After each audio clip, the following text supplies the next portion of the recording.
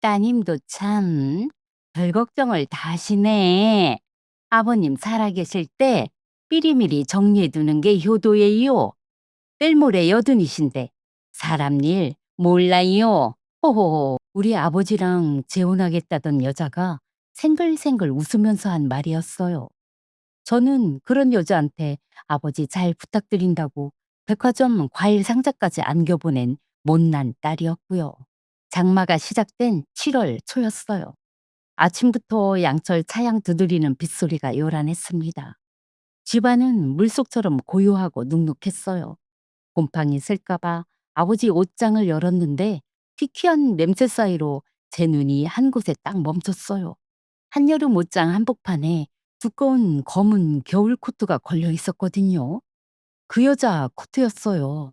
옷걸이째 꺼내는 순간 안주머니에서 뭔가 툭 하고 장판 위로 떨어졌습니다. 낯선 남자 사진 한 장, 그리고 곱게 접힌 종이 한 장. 사진을 뒤집어 뒷면에 적힌 글씨를 읽는 순간 숨이 컥 막혔어요. 다리에 힘이 풀려서 저는 그 자리에 주저앉고 말았습니다. 그 사진 속 남자는 대체 누구였을까요? 그 여자가 이 검은 코트를 입었던 그날 대체 무슨 일이 있었던 걸까요? 사연을 시작하기 전에 이 사연을 어디에서 듣고 계신지 댓글에 남겨주세요. 그곳에 늘 건강과 행운이 가득하길 바라겠습니다.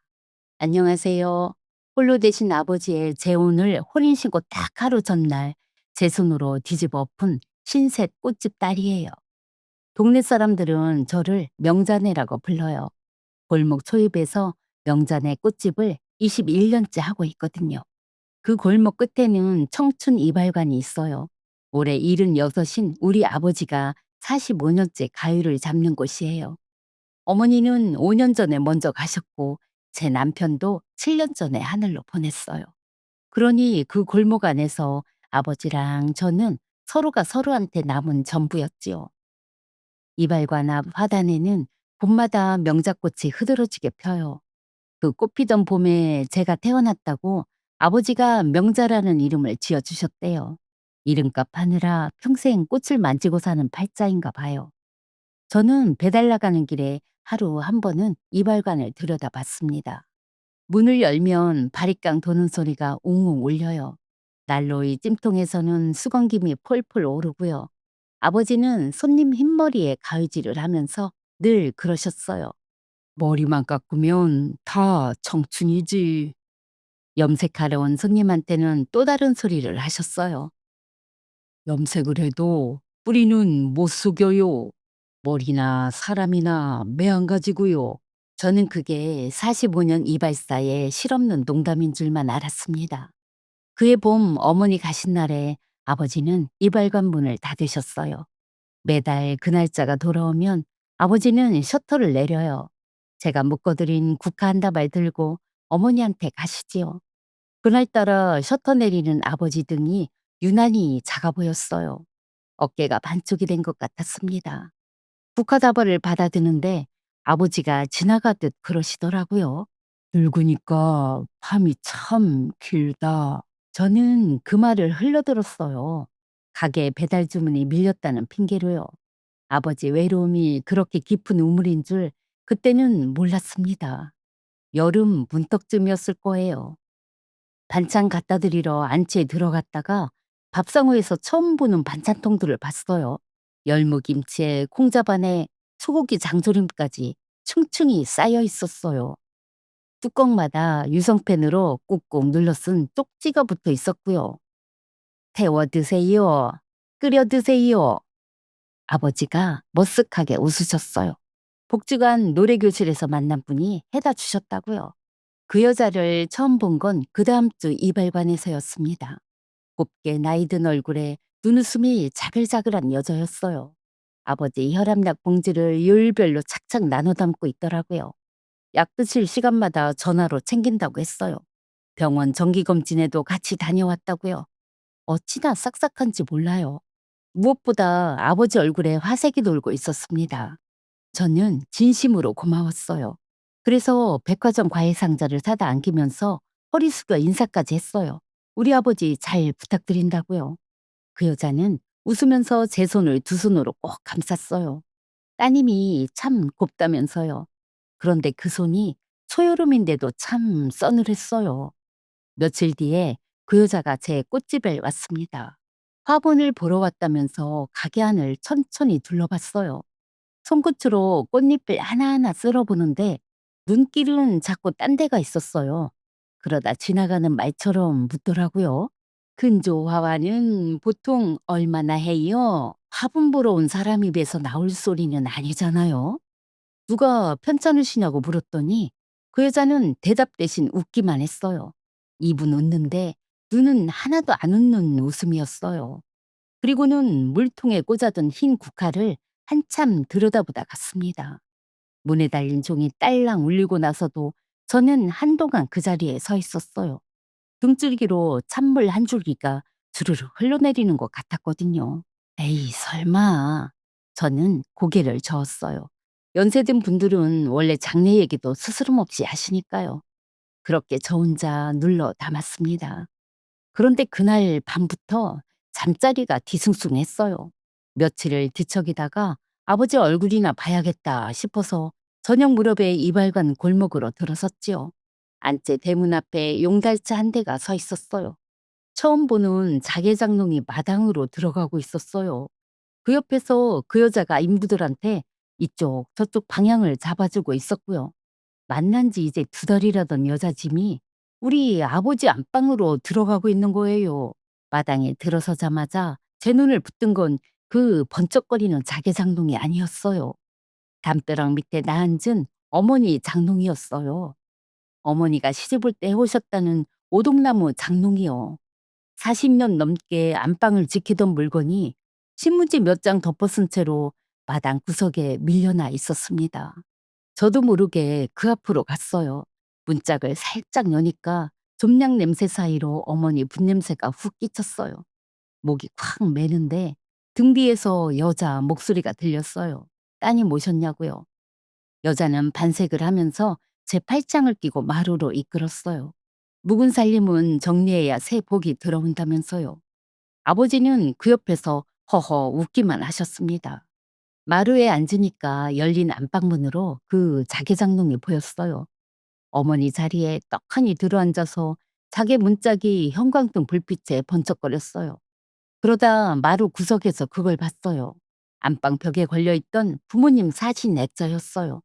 벽 쪽으로 얼굴을 돌린 채 내려앉아 있었습니다.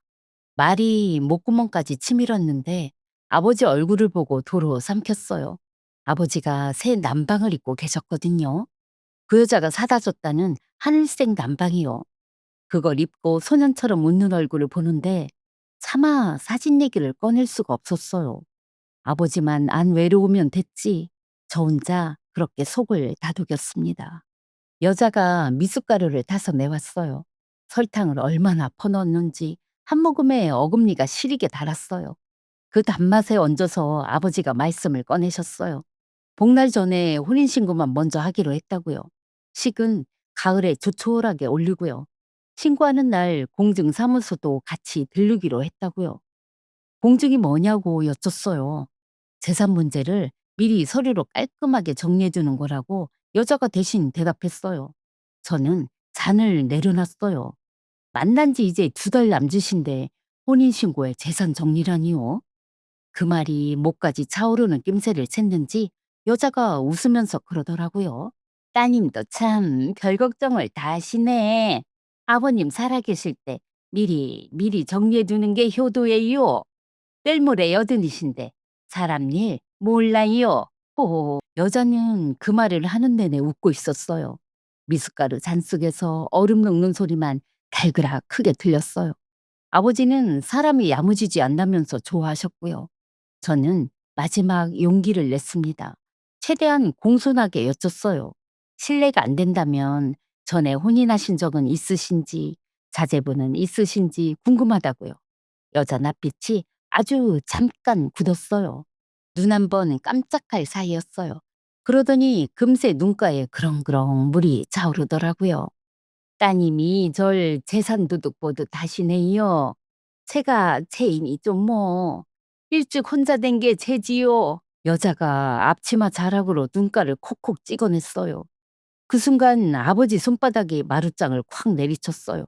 평생 저한테 큰 소리 한 번 안 내던 양반이었습니다. 네 어머니 자리 뺏길까 봐 그러는 거면 관둬라. 사람이 사람 만나는데 이력서 떼오라는 법 있냐? 손끝이 부들부들 떨리는데 눈물도 안 나더라고요. 저는 말없이 일어나서 신발을 꿰었어요. 등 뒤에서 여자가 아버님 고정하시라고 어르는 소리가 들렸어요. 꼭 저 들으라고 내는 소리 같았습니다. 마당을 가로지르는데 어머니 장롱 위에 덮인 신문지가 저녁바람에 들썩거렸어요. 하늘에는 먹장구름이 몰려오고 있었어요. 저는 그 앞에 쪼그려 앉아서 들뜬 신문지 기퉁이를 하나하나 꾹꾹 눌러 여몄어요. 그 순간 어머니한테 해드릴 수 있는 게 그것밖에 없었거든요. 집에 돌아와서 며칠을 끙끙 앓았습니다. 그래도 아버지랑 등지고는 못 살겠더라고요. 서류에 도장 찍기 전에는 무슨 수를 써서라도 알아볼 건 알아봐야겠고요. 그러자면 우선 아버지 마음부터 풀어드리는 게 먼저였어요. 죄송하다는 말씀부터 드리자 싶었습니다.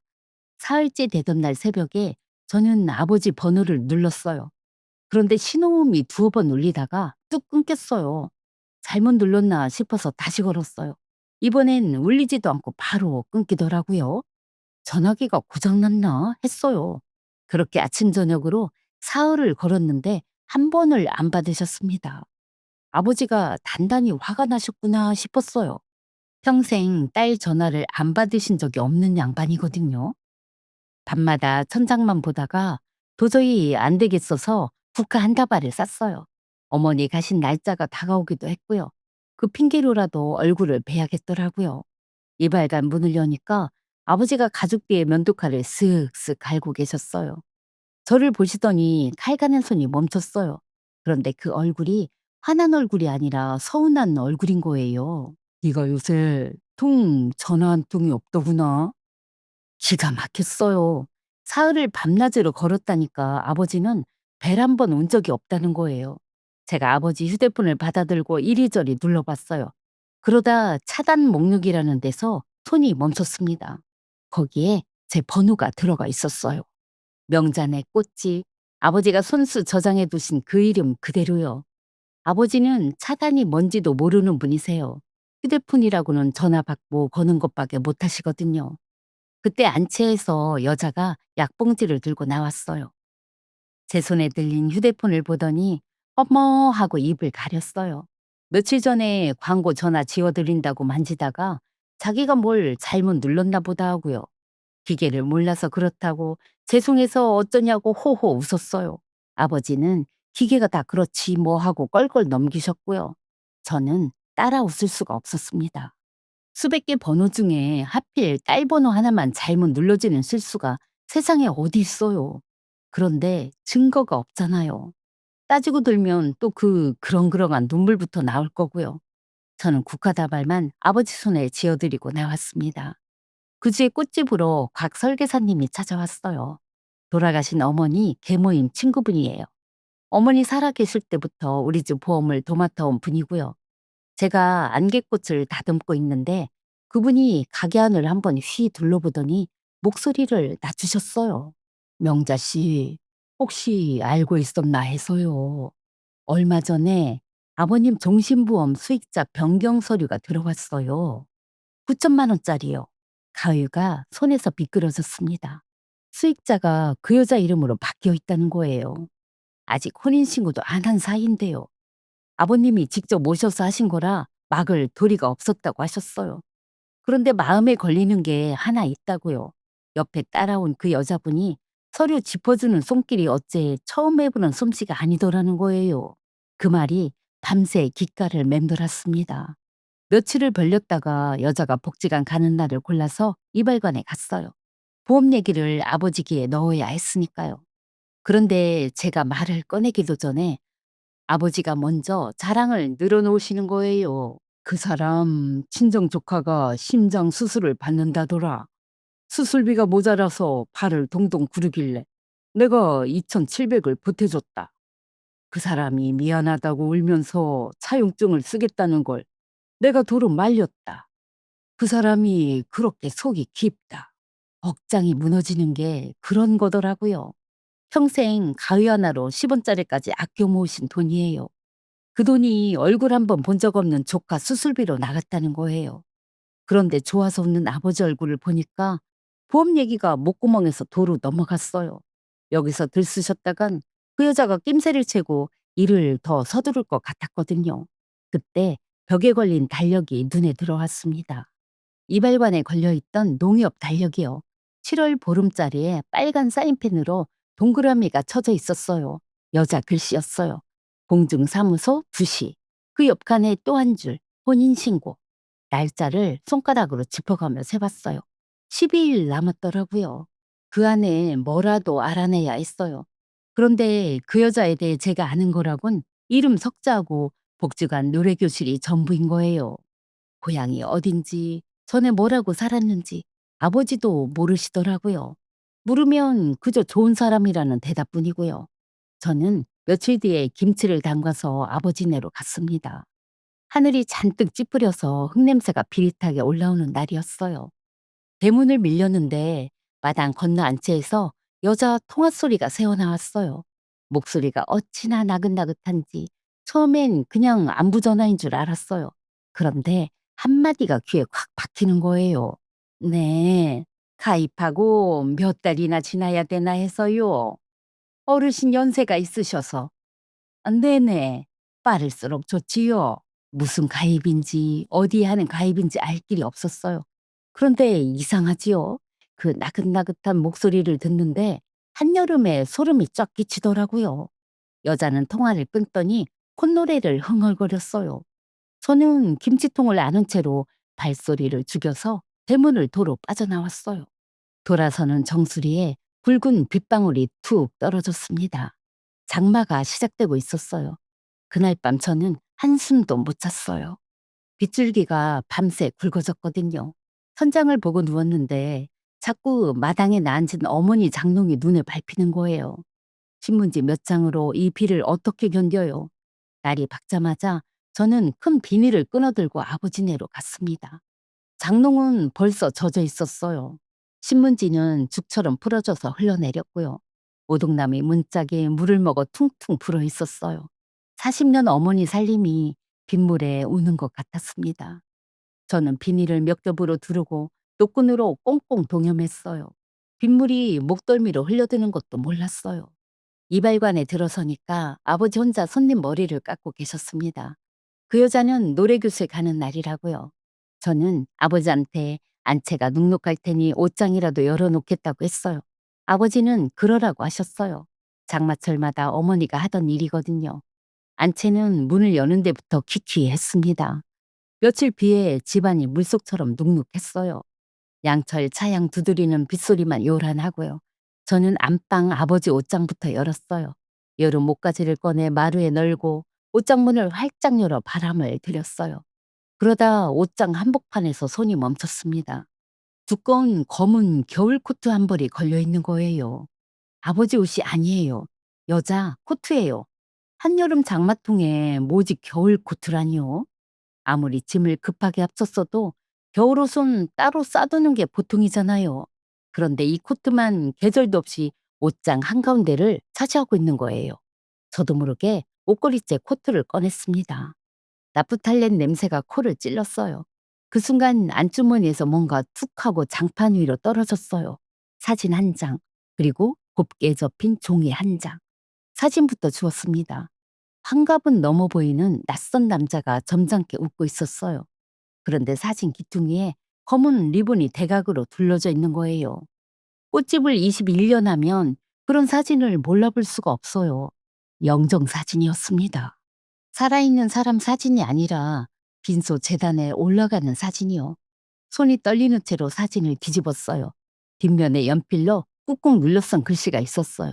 고 구복열 2023년 3월 8일. 3년 전에 돌아가신 분이라는 거예요. 저는 접힌 종이를 마저 펼쳤어요. 평안 장례식장 사무실, 고인 구복열, 빈소 안내지였어요. 장례식장 입구에 세워두는 그 안내문이요. 다리에 힘이 풀려서 저는 그 자리에 주저앉고 말았습니다. 이 코트는 3년 전 그 장례식에 입고 갔던 상복인 거예요. 장례식에 딱 한 번 입고 마는 검은 코트를 3 년을 버리지 않고 품고 다녔다는 거고요. 영정 사진에 안내지까지 고이 간직한 채로요. 그리고 그 상복이 지금 우리 아버지 옷장 한가운데에 걸려 있는 거예요. 빗소리 사이로 그동안의 말들이 하나씩 떠올랐어요.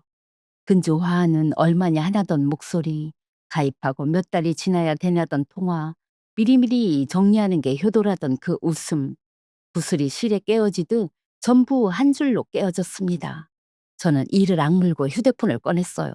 코트를 찍고 사진 앞뒤를 찍고 안내지를 몇 장이고 찍었어요. 그리고는 전부 원래 자리에 토시 하나 안 틀리게 도로 넣었어요. 코트도 그 자리에 그대로 걸었어요. 그 여자가 눈치채면 안 되니까요. 이발관을 지나 나오는데 아버지가 옷장 정리 다 했냐고 물으셨습니다. 네, 아버지, 뽀송하게 해놨어요. 저는 그렇게 웃어 보였어요. 태어나서 처음으로 아버지 앞에서 아무렇지 않은 척 연기를 한 거예요. 집에 오자마자 안내지 사진을 뚫어지게 들여다봤습니다. 평안 장례식장. 저는 그곳을 알아요. 21년 동안 제 근조화환이 수도 없이 드나든 곳이거든요. 사무장님하고는 명절 선물을 주고받는 사이고요. 저는 곧장 전화를 걸었습니다. 3년 전 3월에 모신 구복열님을 기억하시냐고요. 사무장님이 장부를 뒤져보더니 기억이 난다고 하셨어요. 상주라고는 따님 한 분의 어린 손주 하나가 전부였던 조용한 빈소였다고요. 유족 연락처는 함부로 못 드린다길래 제가 부탁을 드렸어요. 그 따님한테 제 번호를 좀 전해달라고요. 아버님 일로 꼭 여쭐 게 있는 사람이라고만요. 그날 밤 9시가 넘어서 모르는 번호가 떴습니다. 젊은 여자 목소리였어요. 구복열 씨 딸이 맞다고 했어요. 무슨 일로 돌아가신 아버지를 찾으시냐고요. 저는 마른 침을 삼키고 어렵게 말을 꺼냈어요. 아버님 영정사진이 어떤 여자 코트 안주머니에서 나왔다고요. 저희 아버지랑 재혼을 앞둔 60 넘은 여자라고요. 수학이 넘어가 조용해졌습니다. 숨소리만 한참 이어졌어요. 빗소리가 그 침묵을 대신 채웠어요. 그러다 갈라진 목소리가 물었어요. 그 여자 지금 어느 집 아버님 곁에 계신가요? 저는 수화기를 고쳐쥐고 우리 아버지 얘기를 처음부터 털어놓기 시작했어요. 제 이야기가 다 끝날 때까지 그분은 숨소리 하나 내지 않았어요.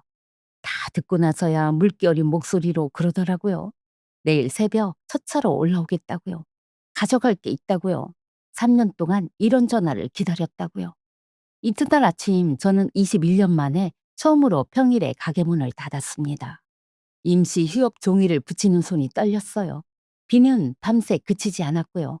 가게 안엔 밤새 못 나간 국화향만 가득했어요. 9시쯤 우산도 제대로 못 받친 젊은 여자가 유리문 앞에 섰어요. 30 후반이나 됐을까요? 야윈 얼굴에 눈만 퀭했어요. 품에는 커다란 보퉁이를 아기처럼 꼭 안고 있었어요. 저는 문부터 열고 수건부터 건넸습니다. 구진 소리라고 했어요. 6살 아들을 이웃집에 겨우 맡기고 새벽 첫 차를 탔대요. 자리에 앉기도 전에 그분이 떨리는 목소리로 부탁을 했어요. 그 코트 사진부터 보여달라고요. 저는 휴대폰을 내밀었습니다. 사진을 받아든 순간 그분 얼굴이 하얗게 질렸어요. 화면을 두 손가락으로 벌려서 한참을 들여다보더니 손으로 입을 틀어막았어요. 이 코트 왼쪽 두 번째 단추 하나 짝짝이죠. 우리 아버지 발인 날 이 여자가 입고 있던 코트예요. 저도 화면을 당겨봤어요. 정말이었어요. 위에서 두 번째 단추만 색이 살짝 다른 거예요. 저는 그것도 몰라봤는데 이분은 사진 한 장에 단추까지 알아보는 거예요. 3년 전 그날 그 코트를 얼마나 사무치게 봤으면요. 그분이 보퉁이 매듭을 풀었습니다. 서류 뭉치가 쏟아져 나왔어요. 기퉁이마다 손때가 까맣게 앉고 접힌 자리는 나달나달했어요.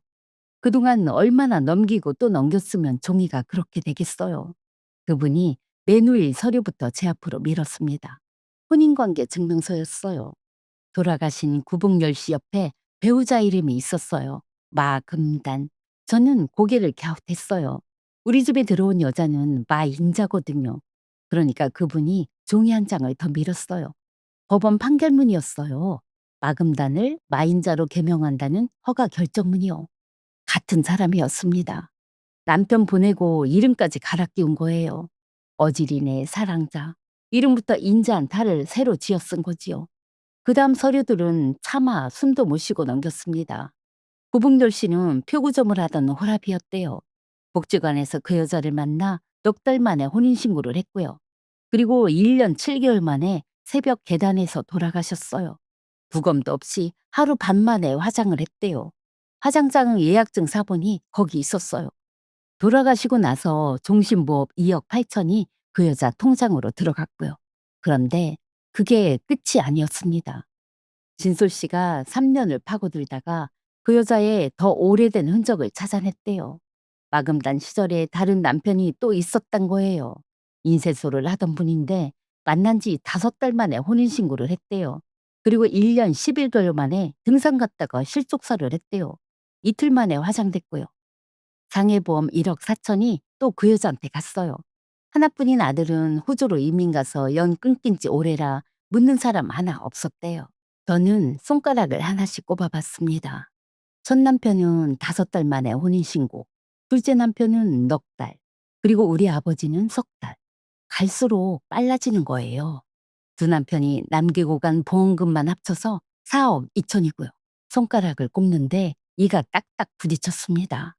진솔 씨가 마지막으로 꺼낸 건 서류가 아니었어요. 아버지 얘기였어요. 돌아가시기 전날 밤 11시에 전화가 왔었대요. 평생 약한 소리 한 번 안 하던 분이 잔뜩 가라앉은 목소리로 그러셨대요. "리야, 이 사람이 무섭다. 여길 좀 와다오." 진솔 씨는 밤길이 무서워서 날 밝으면 가려고 했대요. 그런데 아침에 도착했을 때는 대문 앞에 구급차가 먼저 와 있었던 거예요. 새벽에 혼자 계단에서 넘어지셨다고요. 그 여자는 곤이 자느라 몰랐다면서 목 놓아 울고 있었대요. 진솔 씨가 그 말을 하는데 어깨가 사시나무처럼 떨렸습니다. 그날 이후로 3년을 못 자고 쫓아다녔대요. 경찰서 문턱이 닳도록 드나들었는데 증거가 없다는 말만 돌아왔고요. 주변에서는 오히려 진솔 씨를 이상한 사람 취급했다는 거예요. 새엄마가 재산 가져갈까봐 딸이 생사람 잡는다고요. 시집 식구들까지 그만 좀 하라고 등을 돌렸대요. 저는 그 앙상한 어깨를 끌어안았습니다. 그분이 제품에서 엉엉 소리내 울었어요. 그러다 떨리는 목소리로 그러더라고요. 제가 미친 게 아니었네요. 저도 같이 울었어요.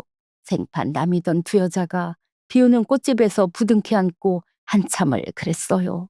울음이 잦아들 때쯤 제가 그랬어요. 미친 거 아니라고. 이제 혼자도 아니라고. 그리고 우리 아버지는 아직 살아 계시다고. 이번에는 늦지 않았다고요. 눈물을 닦고 나니까 진솔 씨가 서류 한 장을 더 꺼냈습니다. 구복렬 씨 보험 수익자 변경 서류 사본이었어요. 진솔 씨 아버지는 45년 동안 붓을 잡은 표구사예요. 통장을 만들어도 계약서를 써도 서명은 평생 반듯한 궁서체로만 하셨대요. 그런데 그 서류의 서명만 볼펜 흘림체인 거예요. 진솔 씨가 사비를 들여 필적 감정까지 받았는데 대조 자료가 부족하다고 증거로 안 쳐줬대요. 그렇게 3년을 벽에 막혀 있었던 거예요. 저는 그 흘림체 서명을 뚫어지게 봤어요. 그리고 곽 설계사님 말이 번개처럼 스쳤어요. 우리 아버지 서류를 짚어주던 그 익숙한 손길이요. 3년 전에 막혔던 길이 지금 우리 눈앞에서 다시 열리고 있는 거예요. 그 여자는 저희가 안다는 걸 모르고요. 저는 벽에서 달력을 떼어다 상우에 펼쳤습니다. 혼인신고 날짜까지 8일 남았더라고요. 그 여자가 이발관 달력에 빨간 동그라미를 쳤듯이 이번엔 제가 그 날짜에 동그라미를 쳤어요. 이튿날 아침 저희들은 변호사 사무실 문이 열리기도 전에 그 앞에 서 있었어요. 진솔 씨가 3년 동안 문턱만 밟다 돌아섰다는 그 사무실이요. 변호사님이 서류를 넘기는데 갈수록 손이 빨라지더라고요. 다 보고 나서 안경을 벗었어요. 3년 전이랑은 상황이 다르다고요. 그때는 끝난 일을 뒤쫓는 싸움이었는데 지금은 진행 중인 범행이 눈앞에 있다는 거예요. 거기다 이번엔 대조 자료가 있잖아요. 진솔 씨가 유품으로 간직해온 아버지 궁서체 서명들이요. 표구점 임대차 계약서에 통장에 작품 낙관까지요. 평생을 한결같이 반듯했던 글씨가 수십 장인 거예요. 그 옆에 놓인 볼펜 흘림체 하나가 얼마나 낯선지 글씨 모르는 사람 눈에도 보이겠더라고요. 그 길로 경찰서로 갔습니다. 고소장을 냈어요. 남의 서명을 의주한 죄, 그 서류로 보험금 2억 8천을 타낸 죄, 그리고 있지도 않은 조카를 지어내 우리 아버지 돈 2,700을 뜯어낸 죄까지요. 변호사님이 알아보니까 그 여자한테는 심장수술 받을 조카는커녕 형제 자매도 없었거든요. 처음부터 끝까지 만들어낸 얘기였던 거예요. 담당 형사님이 서류를 한 장 한 장 짚어가며 물었어요. 혼인신고 예정일이 언제냐고요. 일주일 뒤라고 했더니 형사님 얼굴이 굳었어요. 국가수 필적 감정을 바로 의뢰하겠다고 했어요. 곽 설계사님도 참고인으로 나서 주셨고요. 그 여자가 서류를 짚어주던 익숙한 손길을 본 그대로 진술해 주셨어요. 보험사에도 통지가 들어가서 아버지 보험은 일단 묶였어요. 그렇게 판은 짜였는데요. 정작 제일 힘든 건 서류가 아니었어요. 그 엿새 동안 아무것도 모르는 딸 노릇을 하는 거였어요. 저는 이틀에 한 번 반찬을 해 날랐습니다. 그 여자가 좋아한다는 갈치 조림까지 풀어 만들어 갔어요. 여자는 제 손을 덥석 잡으면서 우리 이제 한 식구라고 했어요. 시골릴 때 한봉 맞추러 같이 가자고요. 저는 네 그러자고 웃었어요. 그 서늘한 손을 마주잡고 웃는데 등에서는 식은땀이 흘렀습니다. 아버지 얼굴 보는 게 제일 죄스러웠어요. 아무것도 모르고 소년처럼 들떠 계시잖아요. 사실대로 말씀드리고 싶은 걸 몇 번이나 삼켰는지 몰라요. 미리 아셨다가 아버지가 그 여자를 다그치기라도 하면 여자는 그 길로 증발할 사람이에요. 이름 바꾸는 게 일도 아닌 사람이니까요. 아버지를 지키려면 아버지까지 속여야 했어요. 그 엿새가 제 평생에서 가장 길었어요. 드디어 그날 아침이 왔습니다. 혼인신고 하루 전날이었어요. 장마가 걷히고 오랜만에 해가 났어요. 저는 진수 씨와 함께 이발관을 찾아갔어요. 아버지는 거울 앞에서 혼자 면도를 하고 계셨어요. 내일이 장가가는 날이라고 새벽부터 매무새를 다듬으신 거예요. 그 뒷모습에 잠깐 마음이 무너졌지만 저는 숨을 고르고 말씀드렸어요.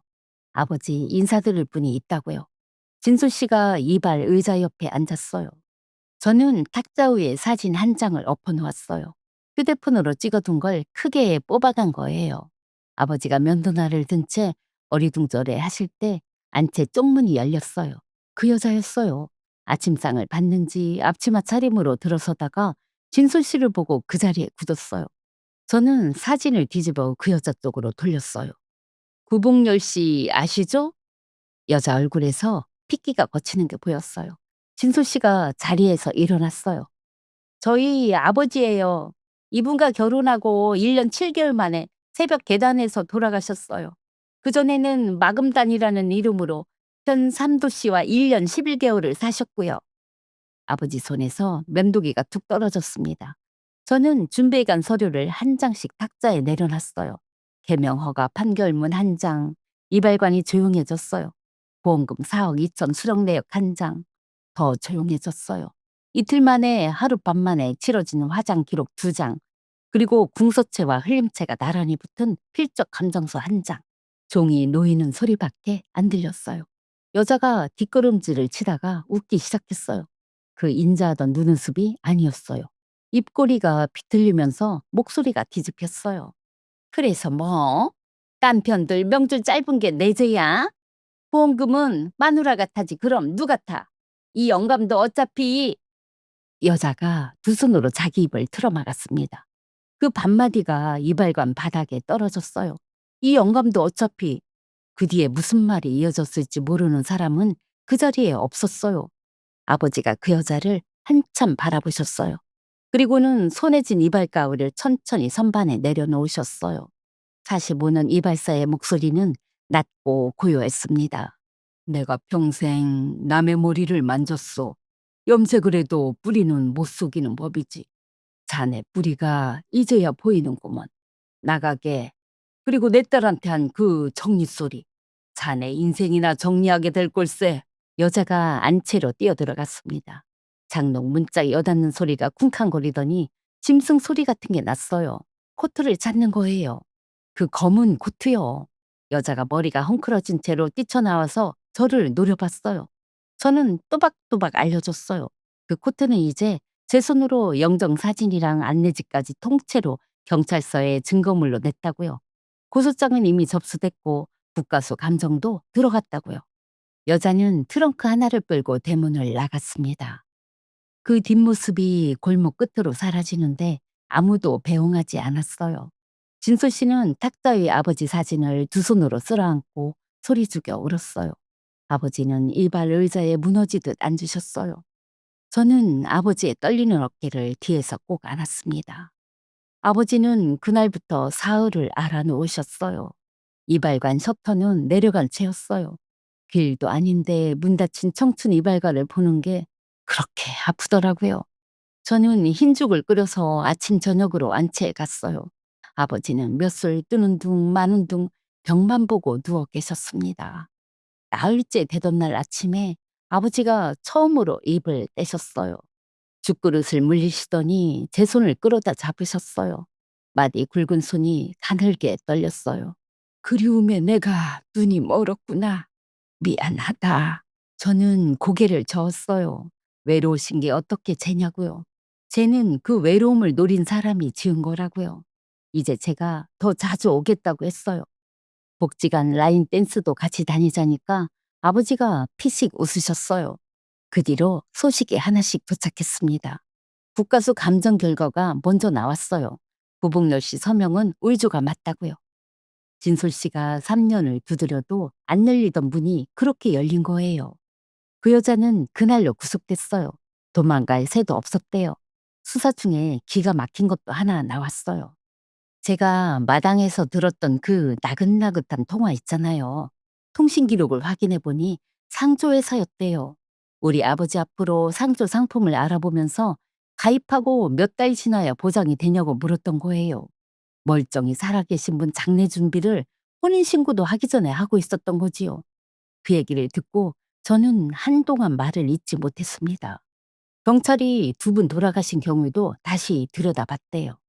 그런데 세월이 너무 흘렀고 두 분 다 제가 되신 뒤라 밝혀낼 길이 없다고 했어요. 하늘이 아는 죄까지는 못 물었어요. 그래도 사람이 물을 수 있는 죄는 하나도 안 남기고 물었어요. 선고를 앞둔 어느 날 꽃집으로 전화가 왔습니다. 모르는 번호인데 받자마자 그 목소린 거예요. 나긋나긋한 게 아니라 바싹 마른 목소리요. 합의만 해달라고요. 2,700은 바로 돌려주겠다고요. 증언 한 줄만 바꿔달라고요. 저는 국가 다듬던 가을을 내려놓고 또박또박 대답했습니다. 돌려줄 게 있으면 구복열 씨 따님한테 아버지부터 돌려주세요. 그리고 그 검은 코트는 걱정 마세요. 그 코트가 갈 곳은 이제 장례식장이 아니라 법정이니까요.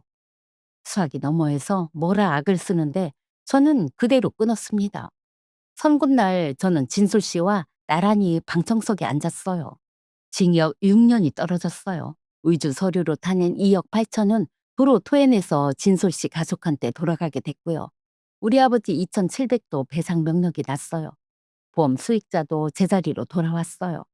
그 여자가 마지막으로 입고 선 옷은 검은 코트가 아니라 수의였어요.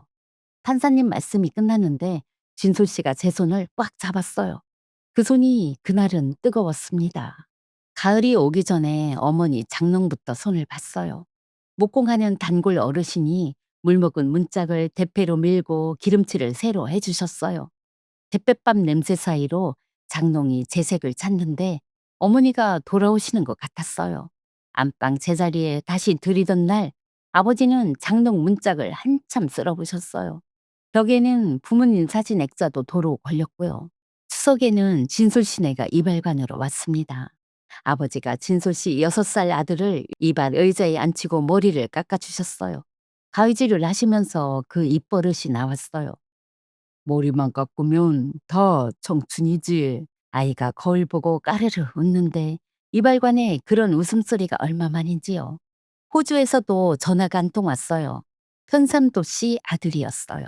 아버지를 대신 싸워줘서 고맙다고요. 늦었지만 아버지 산소에 다녀가겠다고요. 어머니 기일에는 처음으로 아버지와 나란히 국화를 들고 갔어요. 아버지가 어머니 앞에서 "임자, 미안하네." 하고 오래 서 계셨어요. 저는 한 발 물러서서 그 굽은 등을 바라만 봤어요. 돌아오는 길에 아버지가 이발관 앞 화단을 가리키셨어요. 내년 봄에도 명자꽃이 필 자리예요.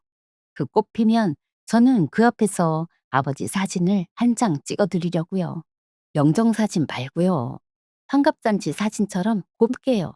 우리 아버지 아직 한참 사셔야 하니까요. 제 사연은 여기까지예요. 끝까지 들어주셔서 고맙습니다.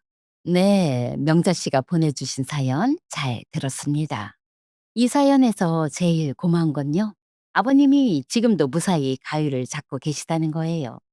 잃고 나서 우는 사연은 많아도 잃기 전에 지켜낸 사연은 참 귀하거든요. 두 집 딸이 손을 잡아서 한 어른의 남은 세월을 지켜냈잖아요. 여러분, 외로움은 죄가 아니에요. 나이 들어 사람이 그리운 건 밥때 되면 배고픈 것처럼 당연한 거예요. 죄는 그 외로움을 노리는 사람이 짓는 거지요. 그리고 검은 코트는 옷장에 숨겨도 사람의 뿌리는 안 숨겨져요. 반드시 자라서 드러나게 돼 있어요. 그러니까 우리 딱 세 가지만 기억해요. 홀로 되신 부모님 곁에 새 인연이 생기면 반대부터 하지 마시고요. 조용히 세 가지만 여쭤보세요. 지난 혼인은 어떠셨는지, 보험이나 재산 서류에 손댄 건 없는지, 왜 그렇게 서두르시는지, 이 질문에 버럭 화부터 내는 사람이라면 그때는 부모님 곁을 꼭 지켜드리세요. 그리고 오늘 하루도 애 많이 쓰셨어요. 자식 걱정, 부모 걱정에 정작 당신 밥은 식은 밥으로 때우셨지요. 그렇게 지켜온 세월이 있어서 집집마다 오늘이 있는 거예요. 여러분이 그 집의 뿌리예요. 아무도 몰라줘도 저는 알아요. 여러분 참 잘 살아오셨어요. 사랑합니다. 위로가 되셨다면 좋아요와 구독 눌러주시고요. 댓글에는 여러분 곁을 스쳐간 검은 코트 이야기도 남겨주세요. 그 사연이 또 다른 집 어른을 지킬 거예요. 무더위에 오늘은 부모님께 안부 전화 한 통 꼭 들으시고요. 저는 다음 사연으로 또 찾아올게요. 지금까지 친정엄마의 사이다 라디오였습니다. 오늘도 평안하세요.